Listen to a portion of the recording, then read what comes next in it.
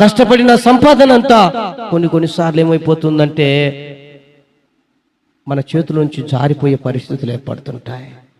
అయినా భయపడొద్దు.